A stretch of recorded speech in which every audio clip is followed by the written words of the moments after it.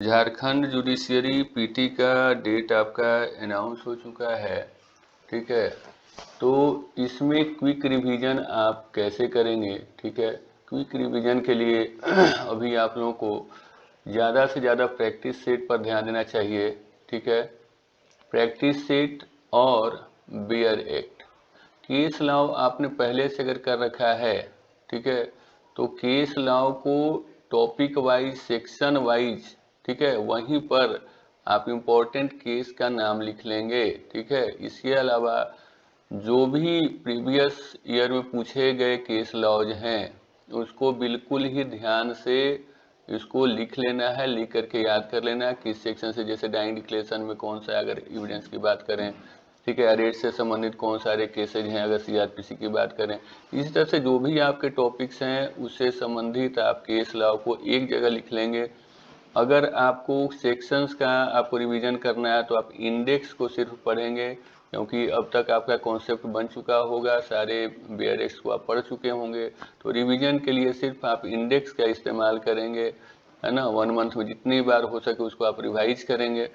इसके अलावा आपको क्या करना है, जैसे मैंने बताया कि केस लॉ वो अलग से। इसके अलावा 1 मंथ में आप चाहें तो जो टॉपिक आपके हैं जो तैयार नहीं है उसको भी आप कुछ टॉपिक को तैयार कर सकते हैं, लेकिन आपको यहाँ पर यह देखना होगा कि उस टॉपिक को तैयार करने के बाद रिवीजन के लिए आपके पास कितने समय है, क्योंकि बिना रिवीजन के वो किसी काम का नहीं है। तो हर टॉपिक के लिए तैयारी का, प्रिपरेशन का प्लस रिवीजन का टाइम शेड्यूल निर्धारित होना चाहिए। इसके अलावा टेस्ट सीरीज हमारे यहाँ भी टेस्ट सीरीज चल रहे हैं, चाहे तो आप उसको भी ज्वाइन कर सकते हैं। तो टेस्ट सीरीज ही ऐसा चीज है, ठीक है, जो आपको रिजल्ट लाकर देगा, खास करके पीटी में, मेंस में भी। पीटी मेंस दोनों के लिए टेस्ट सीरीज जो है इंडिस्पेंसिबल है, ठीक है। तो इन चीज़ों को आपको ध्यान रखने हैं। अब देखिए कुछ वन लाइनर का हमने कलेक्शन आपके लिए किया है, ठीक है। उसको आप देखेंगे जो अक्सर परीक्षाओं में पूछा जाता है, आपके परीक्षा में भी इनसे कुछ क्वेश्चन रह सकते हैं उस टॉपिक से संबंधित। तो फिलहाल हमने सीआरपीसी को पिक किया है, उसके कुछ इंपॉर्टेंट क्वेश्चन को, जहां इसमें आप ये देखेंगे कि कुछ क्वेश्चंस का यहाँ पर जो है कलेक्शन है यहाँ। तो देखिए, the code of criminal procedure came into existence, ये बहुत बार पूछा जाता है, ठीक है। सीआरपीसी से जब भी क्वेश्चन आते हैं तो ये क्वेश्चन पूछा जाता है, ठीक है। इसके अलावा कॉग्निजेबल ऑफेंस मीन्स, ठीक है, तो इसका ये आंसर है, ऑफेंस इन विच पुलिस में अरेस्ट विदाउट वारंट, बिना वारंट के जिस ऑफेंस में पुलिस गिरफ्तार कर सकती है उसको कहते हैं cognizable offence. Basically serious offences होते हैं, ठीक है। इसके अलावा cognizable offence has been dealt in, किस में डील किया गया है। तो जैसा कि आप जानते हैं कि जो डेफिनेशन जो है वो सेक्शन 2 ऑफ सीआरपीसी में दिया गया है, ABCD करके जितने भी हैं उसमें सारे डिफिनीशंस हैं, जिसमें कि 2C में कॉग्निजेबल ऑफेंस को दिया गया है। इसके अलावा द पर्पस ऑफ इन्वेस्टिगेशन क्या है, is to collect evidence. Investigation कौन करती है, पुलिस करती है, कोर्ट का काम नहीं करता है। इंक्वायरी जो है वो कोर्ट का काम है, इन्वेस्टिगेशन किसका काम है, पुलिस का काम है। और इसी में एक डायरी मेंटेन करती है ना। और जितने भी बयान वगैरह 161, 162 के तहत वो लेते हैं, ठीक है, या और भी जो एविडेंस है उसको कलेक्ट करते हैं, अपने डायरी में मेंटेन करते हैं, ठीक है।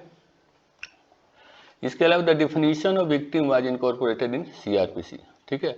तो विक्टिम को नया तौर पर जोड़ा गया था 2WA में, ठीक है। और ये कब जोड़ा गया था, 2009 में जोड़ा गया था, ठीक है। इंक्वायरी से बहुत बार क्वेश्चन है कि इंक्वायरी किस सेक्शन में है, दिया गया है। तो 2G में इंक्वायरी का वर्णन है, डिफिनीशन है। प्लीडर जो है 2Q में दिया गया है, ठीक है। जुडिशियल प्रोसीडिंग 2I में दिया गया। सारे देखिए इंपॉर्टेंट क्वेश्चन है, इसको बिल्कुल ध्यान में रखिएगा।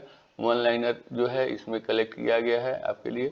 Appointment of assistant public prosecutor देखिए 25, देखिए 24, 25 में दिया गया है। 24 में पब्लिक प्रोसिक्यूटर, 25 में आपका APP का वर्णन है, ठीक है।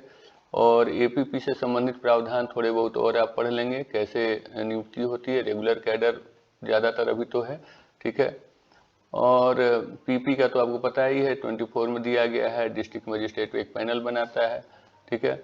अब देखिए, police officer can be appointed as APP किसके द्वारा होता है? डिस्ट्रिक्ट मजिस्ट्रेट, है ना। लेकिन इसकी एक शर्त है कि इंस्पेक्टर से नीचे नहीं होना चाहिए, यानी एपीपी का जो रैंक है वो इंस्पेक्टर से कम ऊपर का है। मतलब ऐसे तो डीएसपी से ऊपर का है, लेकिन कम से कम इंस्पेक्टर से नीचे एपीपी बन ही नहीं सकते थोड़े समय के लिए भी। डिस्ट्रिक्ट मजिस्ट्रेट अगर कंसीडर भी करेगा तो कम से कम उस व्यक्ति को इंस्पेक्टर होना चाहिए, वो भी थोड़े देर के लिए करेगा अगर अवेलेबिलिटी नहीं रहेगी एपीपी की तो, ठीक है।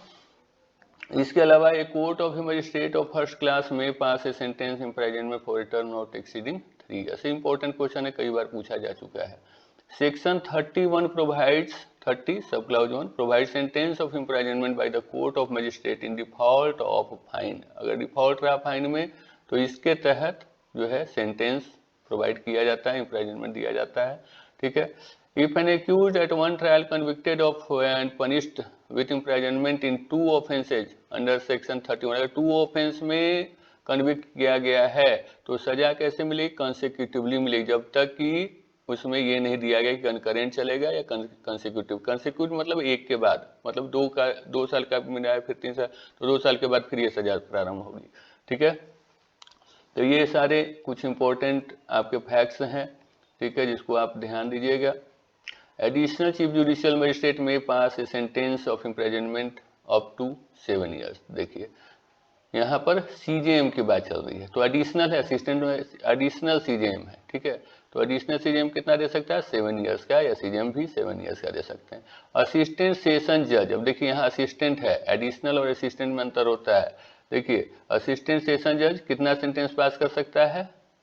10 साल तक का सजा वो दे सकता है। इसके अलावा the court of magistrate of second class कितना दे सकता है, कितना फाइन कर सकता है? 5000 रुपये तक का वो फाइन कर सकता है, ठीक है। तो ये सारे कुछ इंपॉर्टेंट क्वेश्चंस थे, ठीक है। आप खुद भी कलेक्ट कर सकते हैं और कलेक्ट करके इन वन लाइनर को आप फिलहाल रिवीजन के लिए आप याद कर सकते हैं, ताकि जब भी ये क्वेश्चन में दिखे तो आपके दिमाग में तत्काल वो फैक्ट आ जाए। अच्छा, ये तभी समझ जब आप once you have gone through all those sections and your concept is clear about legal principles, ठीक है।